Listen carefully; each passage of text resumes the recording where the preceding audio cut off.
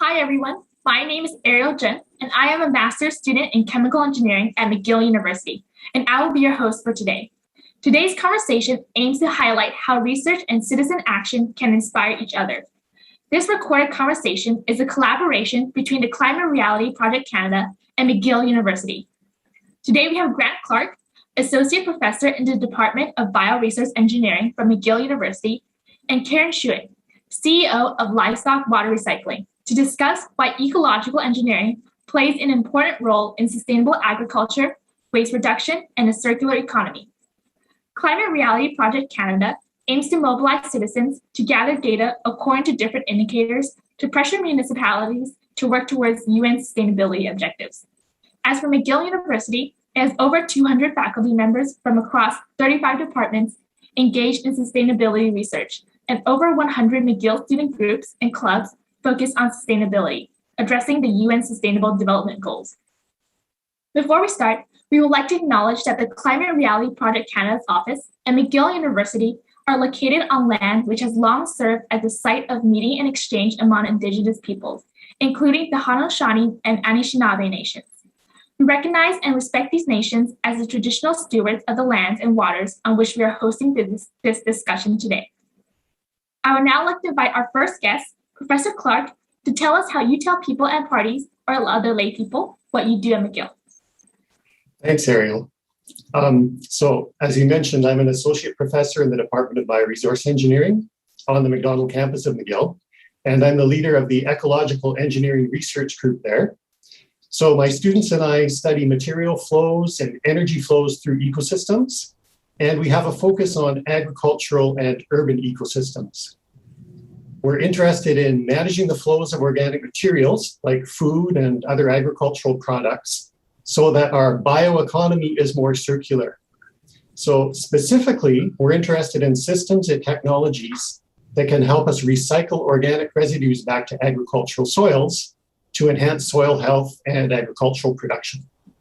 Thank you so much for the introduction, Professor Clark. And Karen, would you like to introduce yourself as well?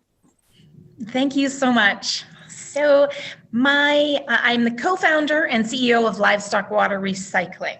And my company is a little difficult to introduce at a dinner party because we work with manure and we transform manure, we treat it and transform it into fertilizer and clean water. And everyone doesn't want to talk about manure at their dinner party, but just to give you a little insight, we work with protein producers, including hogs and dairy farms, to transform their liquid waste, so that includes manure and other bioliquids, into high-value fertilizers to contribute to the circular economy, and we create an ever-renewable source of recycled clean water.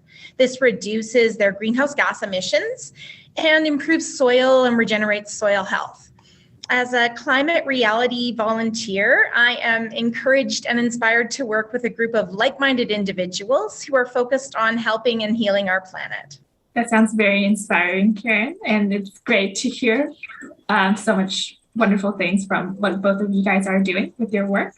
Thank you. So, in terms of the research that Professor Clark is exploring with his research group, Karen, could you maybe perhaps give us some examples of how you use such research in your own company?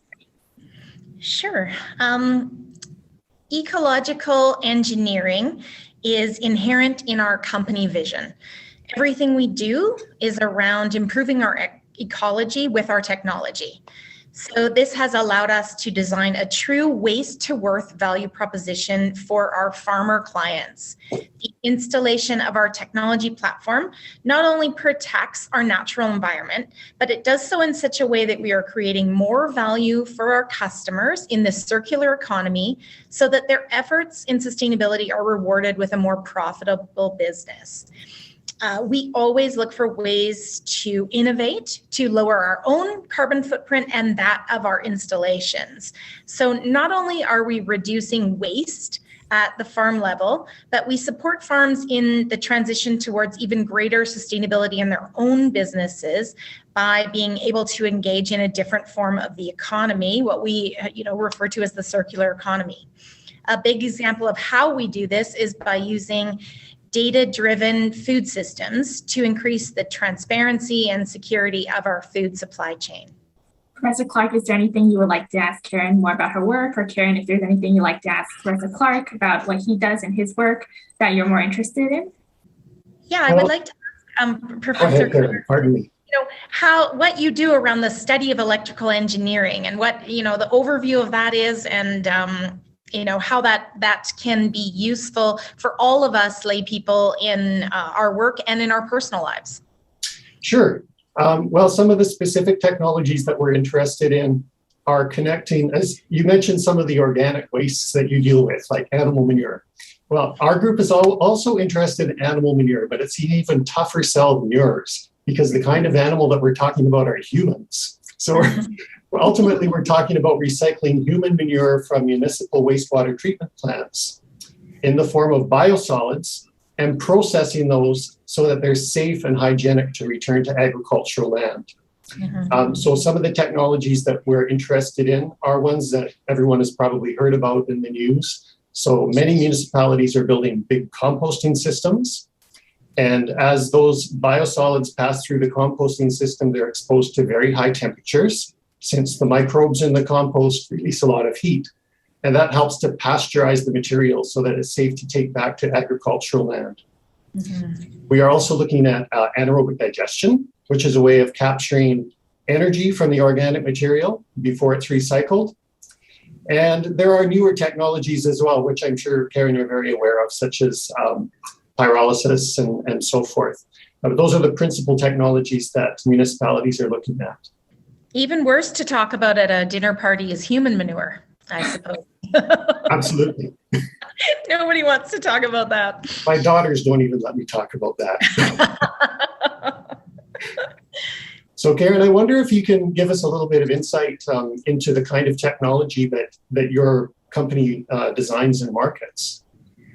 Sure. So our technology kind of lies within all of that you're talking about. We have an on-farm system that works to immediately treat manure at a farm. So rather than have manure sitting in lagoons where it can become harmful to the surrounding waterways and land, it is processed into fertilizer, dry fertilizer, and a concentrated liquid fertilizer, and then clean water immediately at the farm level. So this takes away any greenhouse gas emissions that we would normally see in the storage and land spreading of large amounts of dilute liquid manure. And it also allows for this circular economy to take place, where this processed manure can immediately get out into the market and be sold by the farms. So that's really inherent in our whole practice, is cleaning the water and then creating a healthier soil base for the planet based on using manure in a really proper and appropriate way. Yeah, that's great. There's a lot of parallels between what you're saying and what we think about in our lab group. Working on the McDonald campus, of course, we're not only thinking about humans in cities, we're also thinking about the transformation of animal manure into fertilizers and beneficial soil amendments. So I hear what you're saying. I actually studied some of these technologies back in undergrad, and I was just wondering, in terms of adoption of these technologies, what do you feel like is preventing them from being more widely used? Do you think there are still technological issues with them that have to be resolved before they become more efficient, or do you feel like there's just not much more incentive to use them because what they do right now is, I guess what farms do right now is profitable, and they don't feel like they have to recycle the waste. They could just dump it into the environment. I'll start off, if you don't mind, Professor Clark, just to talk a little bit about our experience in commercializing this technology. I think really there's a risk involved in using new technology. And if you are a farmer, you want to limit your risk. So you are definitely looking at the best thing for your land. I mean, our farmers are our stewards of our land, and they are, the original environmentalists. So everything they do is trying to improve their land health and their herd health. So they really want to be careful of any risk that could be associated with that. They have margins that they need to maintain in their business. So taking on expensive new technologies that might not create profit for them on their specific farm is a very difficult thing for them to overcome as far as purchasing new things. We really see a lot of support from corporates or from the government trying to help farms so that the whole, food system isn't resting on them taking all the risk and all the, financial and environmental risk on their shoulders. So we do see larger corporate groups or retail groups trying to help, and governments trying to help with subsidies and grants to try and bring this new technology to them so that they can then, adopt, and as they go, become more profitable because of it. Professor Grant, maybe you have some other things to add there. Sure. I think that the idea of risk is one that's very important. Of course, we know that the agricultural sector is traditionally pretty conservative. And as Karen was saying, you have to really convince a farmer that adopting a new technology or a new practice is going to be beneficial to their business because they are business people at the start, right? But I think it's important to realize that our whole food production system is constantly changing, and farmers have to adapt to that. So the adoption of new technology is one way that they can adapt to new circumstances. And of course, there's the growing population to think about, and the fact that we will need to increase our agricultural production in order to supply the needs of all of those people. The other thing to keep in mind is that we are entering, as a global society, a very risky and dynamic era in the context of not only increased resource demand, but of climate change. And it's very important that we think about how we can produce that extra food that we're going to need using fewer resources and in a more resilient way, so that our food production system is robust in the face of more extreme and variable climate. And so recycling nutrients is one way to do this, because then, as Karen mentioned, we don't have to purchase synthetic nutrients, synthetic fertilizers that are mined from phosphate rock or fixed out of the atmosphere using a lot of energy. We can instead recycle the nitrogen, phosphorus, and potassium that's already in those organic residues, whether it be human manure or other kinds of animal manure. And as we do that, we're also reducing the amount of greenhouse gas that is produced by our agricultural production systems.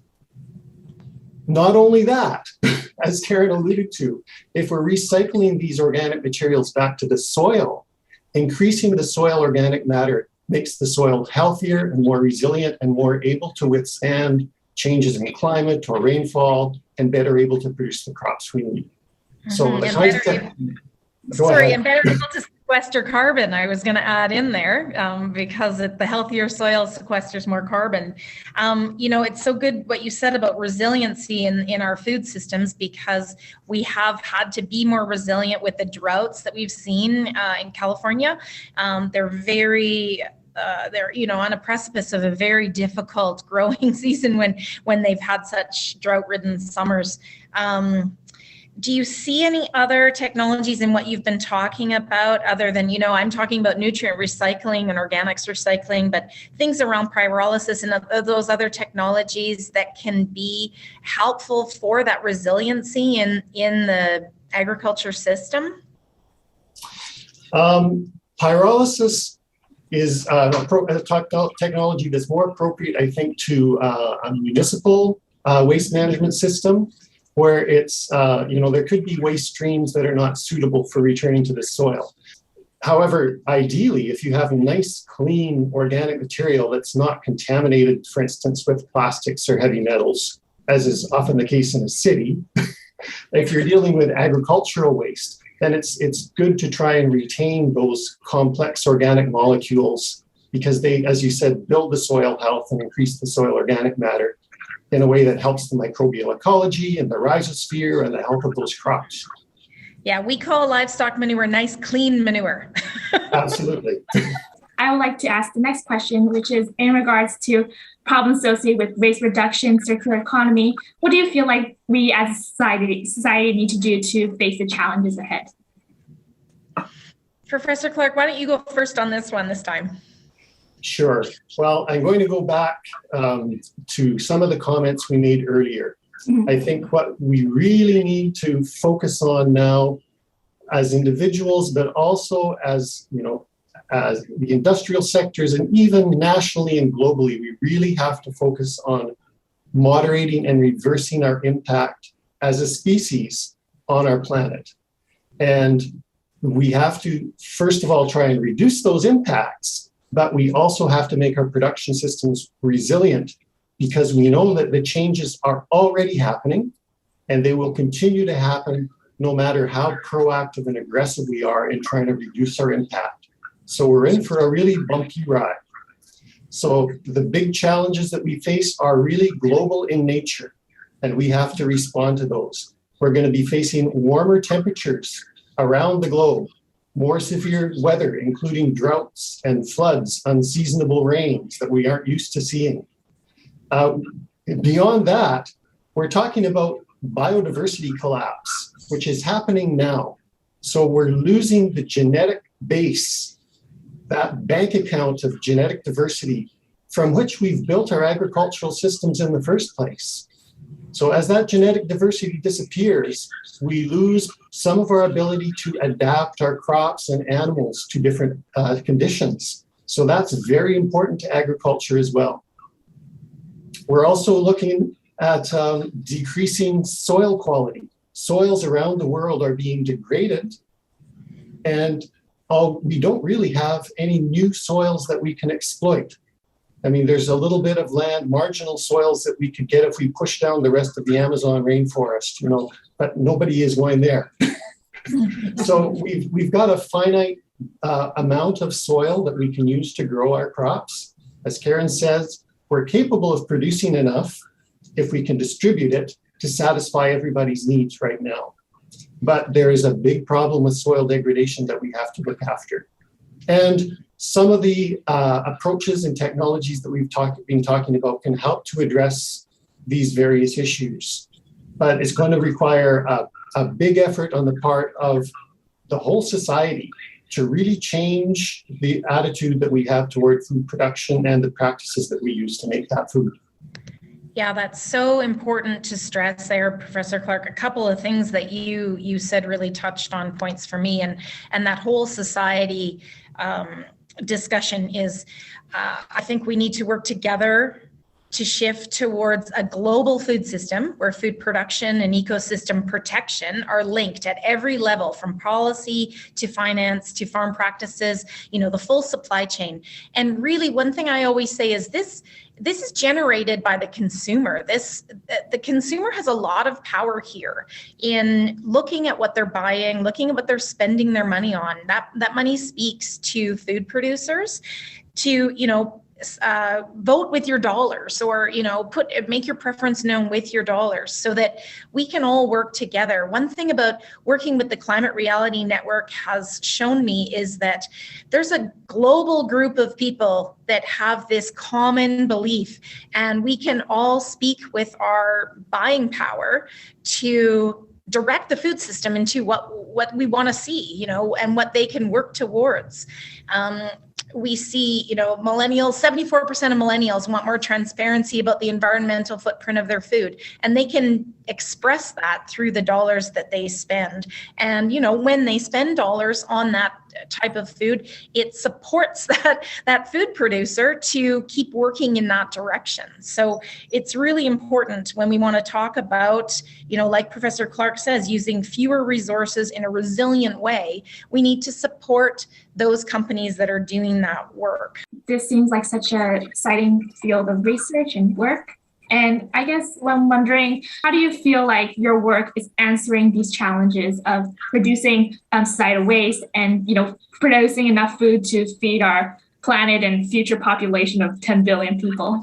We know that we're living in a water-stressed time and in a climate-changing time. And so feeding the planet in a sustainable and regenerative way is such a passion of ours. One thing I should mention as well, just because, Professor, you brought this up, but around the amount of arable land, one project that we have been working on is growing crops in the desert. We have a project in the Middle East where they didn't normally grow crops on this land because they just didn't have the resource, the water or the fertilizer to make that land proficient at growing feed crops. So they were importing feed crops. Now, when working with their dairy and recycling their nutrients and water, they are able to use that to grow crops on a barren land space that never grew anything before. They're growing fodder for their animals, and the implications of that are significant. You know, growing crops in the desert is a big value proposition for our planet. So we really see things like that as successes that we can enable with a small amount of technology, and it's made us really passionate about our work. Well, that sounds really exciting. It reminds me of the stories of the Mesopotamians irrigating the desert to grow their crops, but now we're doing it in a new way. Yeah, yes. When I was studying at the University of Alberta and later in my graduate studies at McGill, I became more involved in thinking about all of those other millions of large animals that are creating manure, all the people. And what are we doing with that manure? Because the manure and the other kinds of organic waste from cities, you know, the wasted food and so forth, those have been traditionally looked at as a waste management problem by the civil engineers that the city employs. They want to dispose of that material because it has to them no value. Now, if we look at it from the circular economy perspective, what we want to do is to revalorize that material and turn it into a resource. And of course, as we've been discussing, it's full of nutrients, it's full of beneficial organic material that is going to benefit our crop production. So the shift away from a linear economy where products are grown on the farm, shipped to the city, and then the organic material is treated as a waste and disposed of in landfills, through incineration, what have you. That's what we're trying to change. We're trying to bend that economy and bring all those materials back to beneficial use on the farm. It's so true. You know, my favorite farm that we work with, our farm owner at that dairy farm calls himself an entrepreneur because he's, you know, selling manure where it was traditionally his waste, and what was he going to do with it, and where could he spread it? And, you know, it was this headache. And now he's an entrepreneur because he can sell this. He can use a little bit of technology to create a different type of economy for his farm. And so sell milk and sell manure and, you know, add value into his pocketbook, as well as, you know, looking at this in a circular fashion, like you say. Yes, I remember taking a field trip back in undergrad where we visited I forgot the name of the reactor, but it was kind of like a fermentation reactor where they took the manure and they made natural gas out of the waste. So, which I thought that must be exactly what some of your clients do, Karen. Absolutely. And it's really the biggest growth in our market is around renewable natural gas and how farms can access that part of the circular economy as well, you know, creating waste to worth where we can displace traditional oil and gas with renewable natural gas. And so it is a much more climate friendly gas that we can use for transportation. And for homes. So it's really helpful to the planet in that way. Plus it's reusing waste in a way that is helpful for, you know, advantageous for farms. And then we don't have that same waste. We actually have value. So it's valorizing that waste. And then as well, when we do create gas from that waste, I mean, greenhouse gas emissions and everything are reduced, and this has helped, of course, but we retain the nutrients. So after those digesters or fermentation devices, the nutrients are still available to insert into the soil. And so, you know, that circular economy is my favorite way to do an installation where, you know, you've got all the nutrients, you are creating gas value, and you are creating so much economy for the farms. So that's my favorite. Karen's company is a little bit more advanced and sophisticated in the way they treat that manure, and they're able to separate out those nutrients as more manageable fertilizer products, which is a huge advance. That's one, I think, big barrier to the use of these kinds of materials in agriculture, is that it costs a lot to transport the bulk material back to the field. But if you can pull those nutrients out and concentrate them, then the farmers become much more interested. So I think that's a great innovation on the part of Karen's company. Thank you so much for saying that. You know, I'm just going to put in a little plug here for anyone. We're hiring. So if anyone's listening, we're hiring in a bunch of different roles, technical and non-technical. So I'm just going to put that out there because we are trying to get more people that are passionate about renewable energy and regenerative production for our planet. And so, you know, if people are listening and they're looking for a place to apply, please do. I just thought I'd throw that out there just as a before we get cut off. We'll send you some graduates from our program, Karen. It's great to hear all this wonderful information that both of you have presented. Before I make my closing remarks, I would like to ask, make one last request, and that is if each of you could perhaps summarize the information you presented in today's talk in like a few sentences, like one or two, so our viewers can have a main takeaway from today's conversation. Sure, go ahead, Professor Clark. Sure. So I think my perspective on this during this conversation is to remember that humans are animals too. We produce manure along with other organic waste, and it's important that we think about how we can valorize that material so that it benefits not only ourselves in terms of increasing food production, but also benefits the environment by sequestering carbon, reducing greenhouse gas emissions, and allowing us to produce more using fewer resources. And I'm going to just summarize saying one thing about what we're working on right now. We're applying for the Carbon X Prize, the big Elon Musk $100 million prize, and we're using a waste to worth, so manure to value proposal to talk about sequestering carbon, bringing these groups together, human manure and animal manure, and really appropriately using it in a valuable way is going to drastically reduce the carbon in our environment and hopefully win us the Carbon X Prize. I'll vote for you, Karen. Supporting you too in your endeavors. Well, thank you so much, Professor Clark and Karen Schuett, for talking with us today. And it was so useful and informative to hear about what you guys do for your work and research. I hope our listeners enjoyed learning more about the important role ecological engineering plays in sustainable agriculture. To find out more about the sustainability indicators and how to engage with the municipality on sustainability issues, go to climatereality.ca/NCL. That is climatereality.ca/NCL in capital letters. And for more news about what McGill researchers and students are doing on the sustainability front, visit mcgill.ca/MSSI and mcgill.ca/sustainability. Thank you.